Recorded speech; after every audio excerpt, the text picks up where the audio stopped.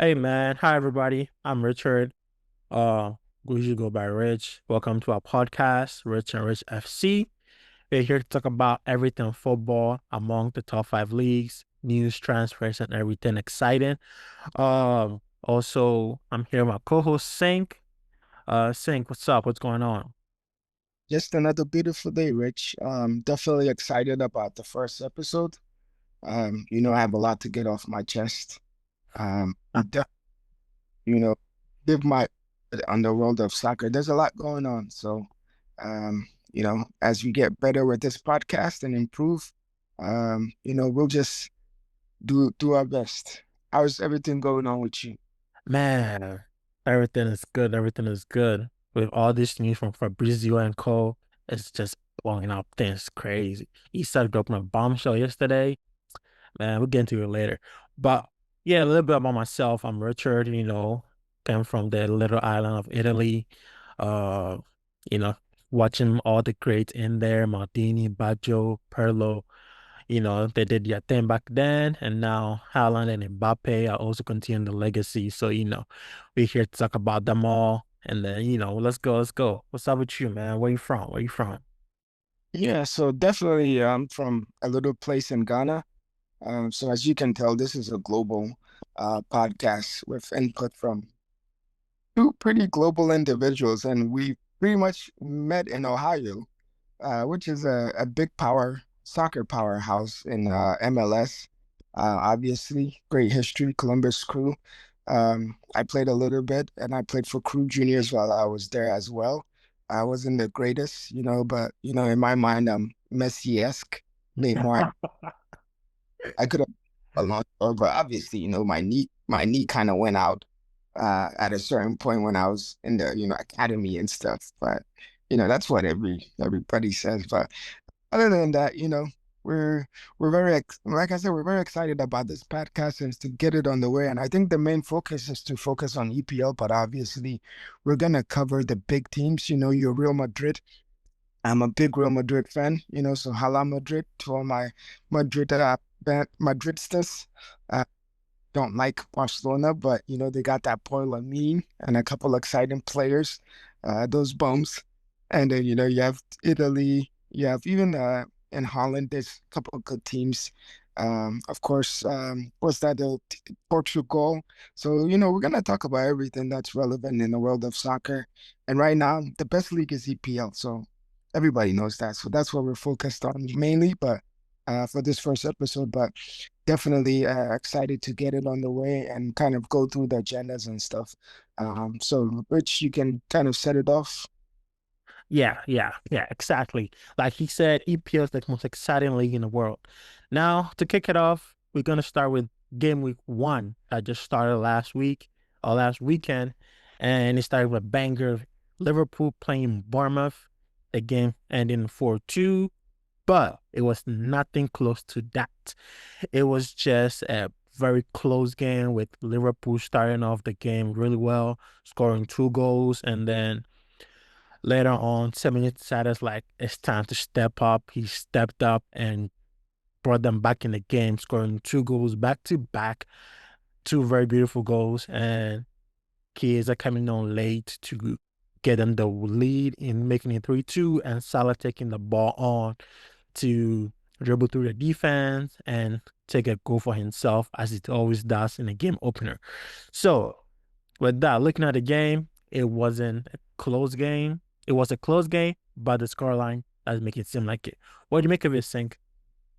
Yeah, so obviously it's kind of like the scoreline was not indicative of the game. It was kind of up and down. Everybody kind of, well, we all expected Liverpool to win. I think everybody's excited for that Liverpool front line. And we're also excited to see if that Isak transfers comes in, 150 Mm, million. mm. Ah, the a lot of money for one player, but I think that's like KD for my basketball fans. That's like KD going to Golden State. If he goes there, man, the league is over. To be honest, scored 25 goals last. Even So that, though, that Golden State team were not as successful as they should have been. So that's a very bold statement to make, and scary one also for Liverpool fans. Well, you have to keep in mind, he scored 25 goals last year. Then you have Mohamed Salah, who's also scoring over 20 goals. So offensively, no team can really keep up with them. If you see their new signing, Hugo Ekitike, our Frenchman, he doesn't seem like he's gonna be lying down. Cody Gakpo, our our Ghanaian half brother, doesn't Oh, you claimed him already. You claimed him already, huh? Hmm. he doesn't like he's gonna be lying down. And then, that's like four people that can get you 15 plus goals. So I don't see anybody competing with them if that's the issue. And if you have uh, injuries are always going to happen. Kai Havertz just got injured and he wasn't even playing. So now you have four top class forwards, and they're only going to get better with their new wingers or fullbacks as well. So it was a good display from them. Everybody's kind of worried about the defense. I don't think that's something to worry about, obviously. And then, if Isak, like I said, if Isak comes, it's over. But obviously, as far as like the season, what do you think is like the top four teams? Who's gonna make the top four, big four? And then you can kind of also go with the big six, kind of explain um, who makes the top six as well. Well, my top four, I think, as a Chelsea fan, I don't really think Chelsea should win the league. But if we're being realistic now, Liverpool are kind of setting it off, scoring goals and everything. So Well, they have they have a balanced team. So so you're hold on, Rich. So you're telling me the world champions cannot even win in their own league? They're not favorite. How do you explain that? so I'll get to them when once I put them in the top four category. So Uh, Liverpool, yes, with their signings and everything, yes, they look favorites. They won the league easily last year. So and adding that firepower they have, breaking records this summer with Vert and Hugo TK and from Paul adding in the mix in there, Kirkes, young, solid defender. So, they're just gonna get better with that, we hope. Um, so I'm gonna have them winning the league. Second will be Man City, who stepped up, really invested in your team, rejuvenated their squad, got in some young, good legs in there, got rid of some of the old guards. De Bruyne left, so all that. It's De Bruyne left, but Turkey came in, direct replacement. We saw what he could do this weekend. So I think Man City can give Liverpool a push this year, provided everybody stays fit and they have a backup. And now they also have a backup for Rodri as well, Reinders and Gonzalez. So I think they'll be really good to go this year, even if Rodri is injured or stays out for a long period. So I'll have them a second. Third, um, I'm gonna say Arsenal. Arsenal did boost their offense this summer with Gyökeres. Now looking at his first game, I'm not sure it's gonna click as fast as possible as they think. So it might take a while, but the league doesn't wait for them. So that's having my third. And then fourth, I have Chelsea to be fourth. Now, all the three teams ahead of them are far ahead of them, but they are really showing signs of improvement and being better with the young squad that they have. So they have really good talent. They can surprise anybody on their day. That's how they were able to win the Club World Cup.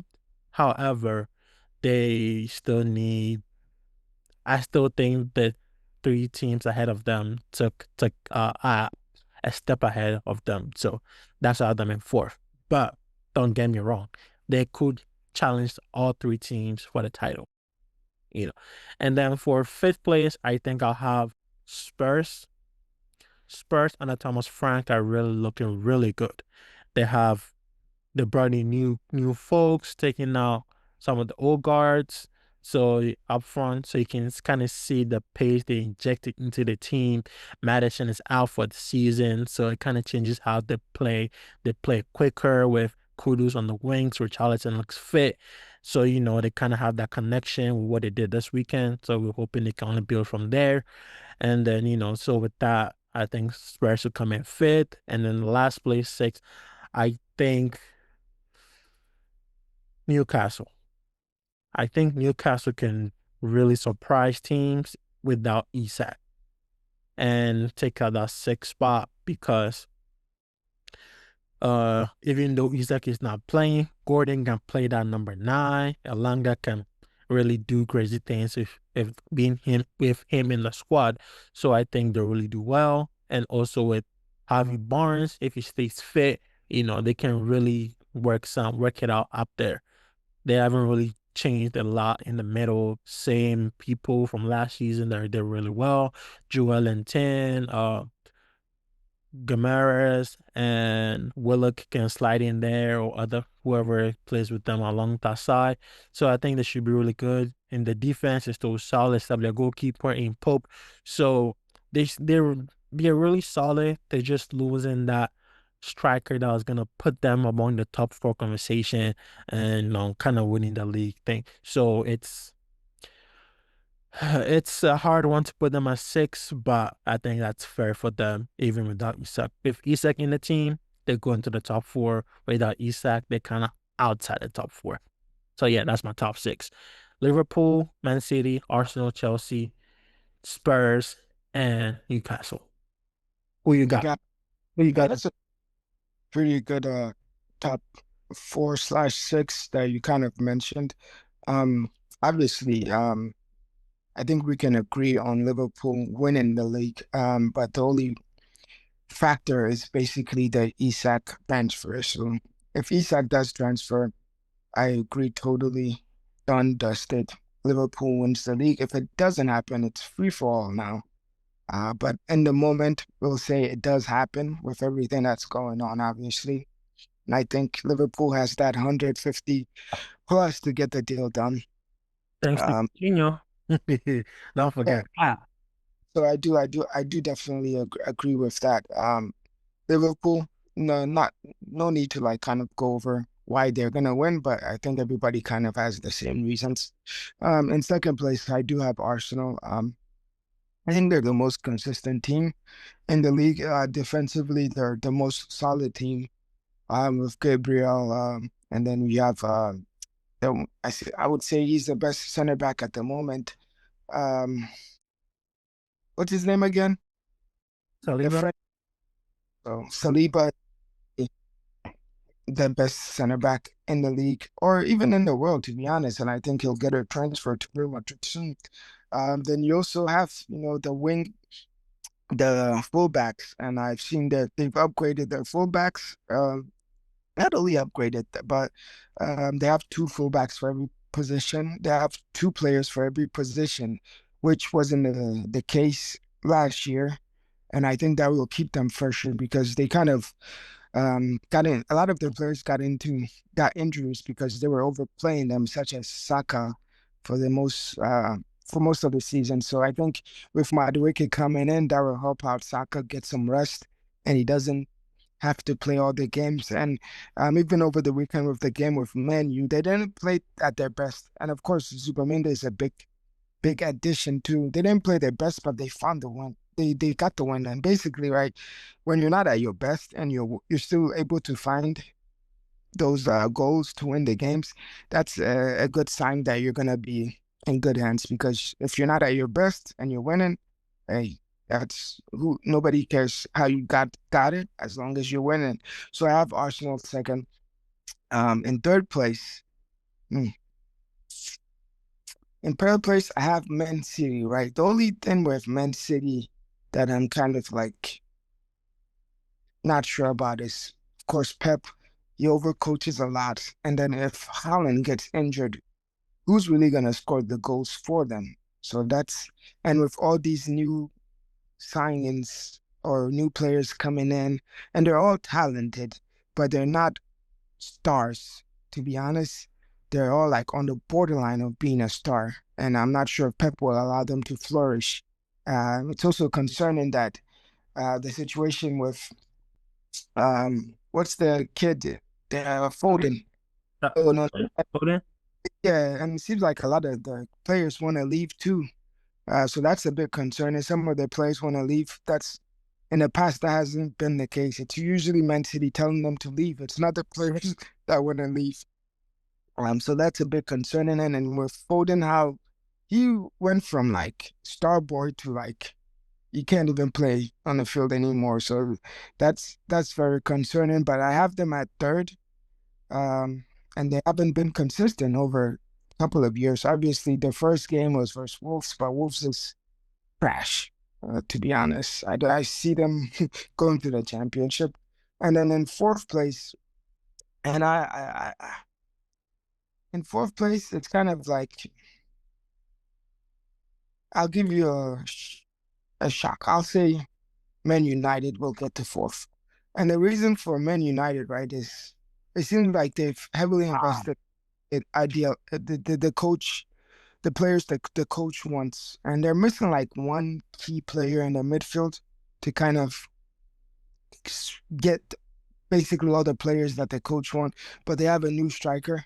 They have three new strikers basically, and last year they all had pretty good seasons. Sesko has a pretty high upside.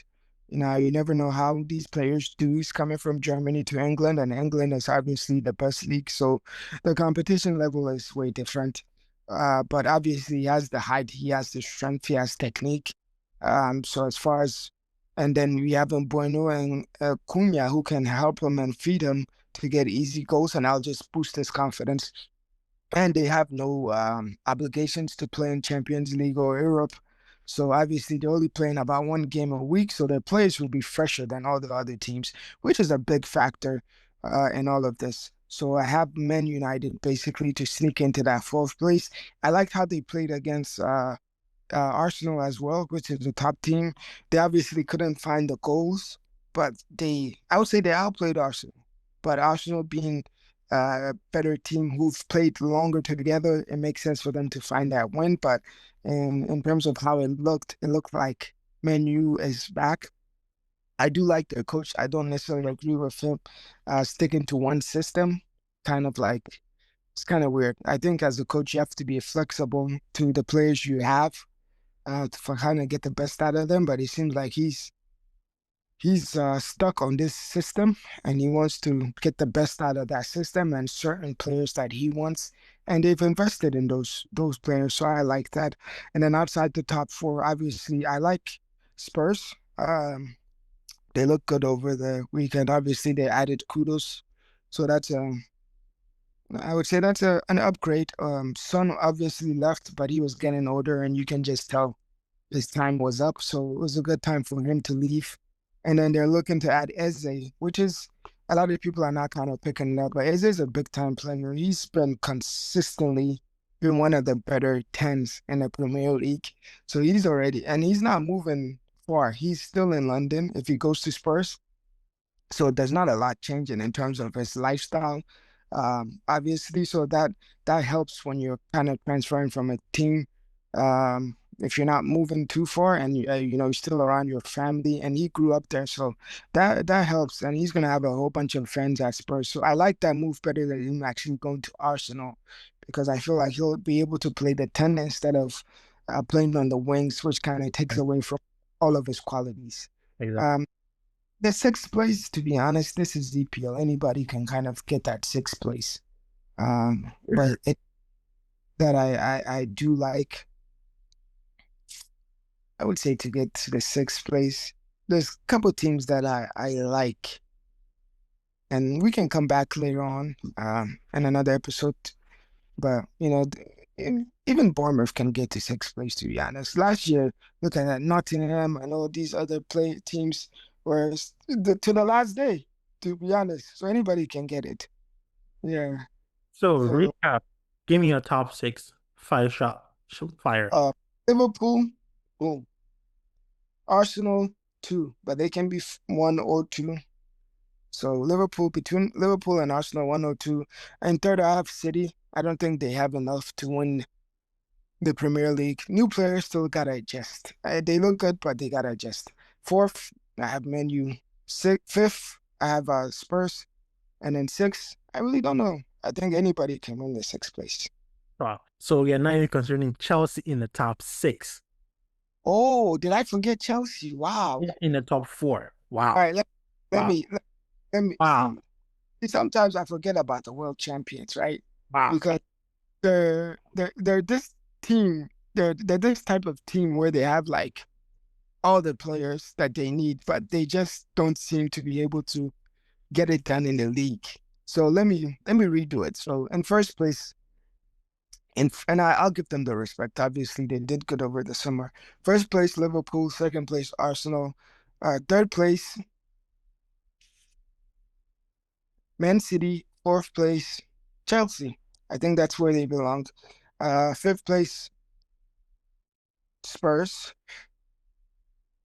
No, not Spurs. United, and then sixth place Spurs. But I think if Spurs do get Eze, they'll finish above United. See, that's how tough the EPL is, though. To be honest, that you can even forget a team like Chelsea. So I'll That's kind of crazy. I'll apologize to my Chelsea fans for that. That's Uh, crazy. I think Chelsea, if and yeah, Pedro looked like a good striker during the Club World Cup, and also what's his name? Delap looks legitimate, but obviously, I think if Palmer gets injured, then they're kind of like just another Brighton. No, I think if Palmer gets injured, Who's the superstar? When you look at the top four, everybody has a superstar that is consistent. Palmer is not consistent. no, Palmer is consistent, but if he goes down, now you kind of Estavi has to step up, or Enzo will have to push further up to play that 10 role, and then maybe Caicedo and Lavia will have to partner, or Caicedo, one of the new boys, have to partner it out. But I think if Palmer goes down, then they have to slide in Enzo, or put more pressure on the new boy, Extavio, to come play that 10 role. So it's gonna be a lot of makeshift, but I think they'll make it work. So yeah, I think Chelsea will be fine. That's the reason why they got all these new players and whatnot. So Madueke to Arsenal because they need to make room for better players, younger players. So I think they'll be fine. Even You if think no, you think Estavio is better than Madueke? settle. Even if you look at how he plays, he's not like you can see there's a play in there. Madueke just runs with someone with Tim's on. You can't really tell like what he's doing. Like on his day, he's good, direct, probably give you a few goals, but you can see over the summer, his move to Arsenal didn't really start the way he wanted. He missed the PK in a friendly. He missed a sitter on the last second this weekend against Man United. So you can really tell he's really on confidence. He went from being a starter at Chelsea to a bench player at Arsenal. So you kind of see it's not really working out.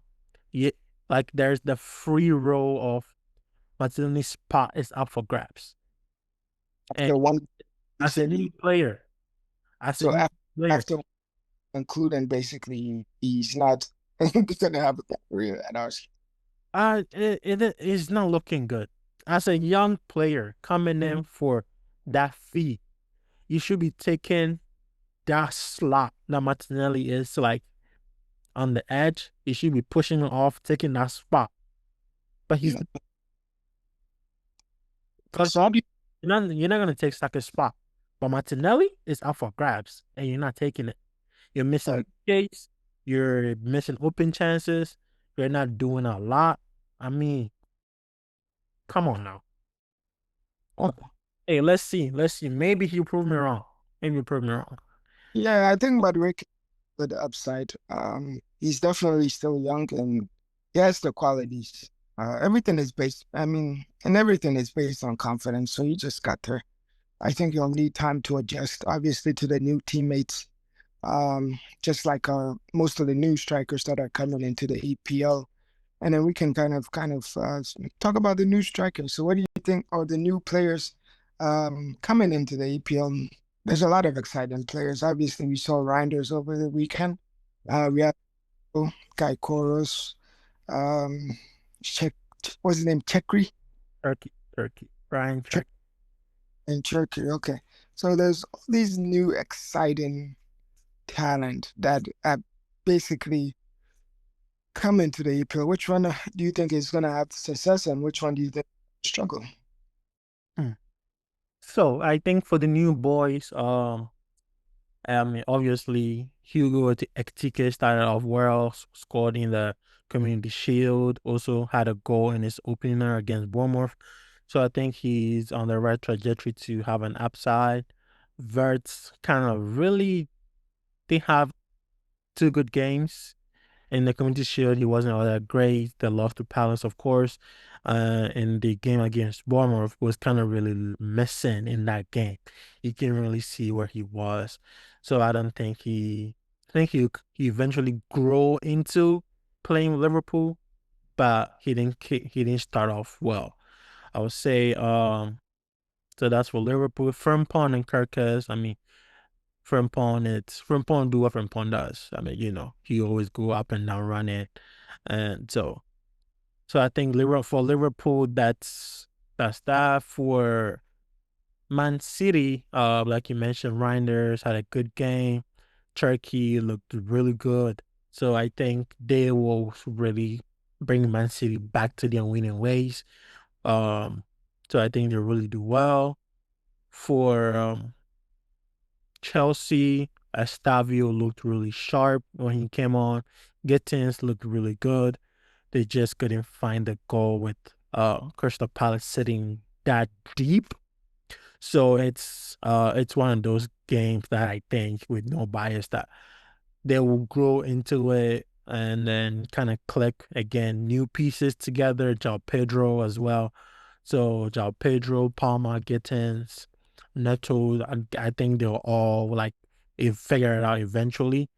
So I think soon enough we will find a way. They'll find a way to, make it click. Uh Kudos, new player, old player, new team with Richarlison clicking very well. I think they'll do really good. So uh big season for Kudos coming on. Now let's see how they do. Let's see how they do. But I think last one. Guy Chorus. But what's not looking good at all. At all. So I'm just gonna say, I'm gonna call it. Call it. He's gonna score about 15 goals, but I think he'll be the flop of the new boys. Got you. Yeah. So I'll disagree with the Gycoris thing. I think with Gycoris it's just chemistry. Didn't have like a preseason with Arsenal, obviously. Play like one or half a game. So it just takes time to get used to new teammates, new country. So obviously it's just gonna take him time. I'll say give him. And then the first game was versus Manu. Obviously, Manu defensively were solid. Euro, Delight, and Shaw had a pretty good game. Obviously, thanks to the goalkeeper, they couldn't keep a clean sheet. But obviously, that's nothing new for Manu fans. Sesko, we didn't really see much of him. They kind of just threw him on, like just go run around, get some fitness. So you can't really do much with that. Yeah, Pedro was the surprising one because he didn't do much, and he's been with Chelsea for some time now. And it was kind of shocking that Chelsea couldn't really do anything at the weekend to kind of, and once again, that's what I said about good teams, right?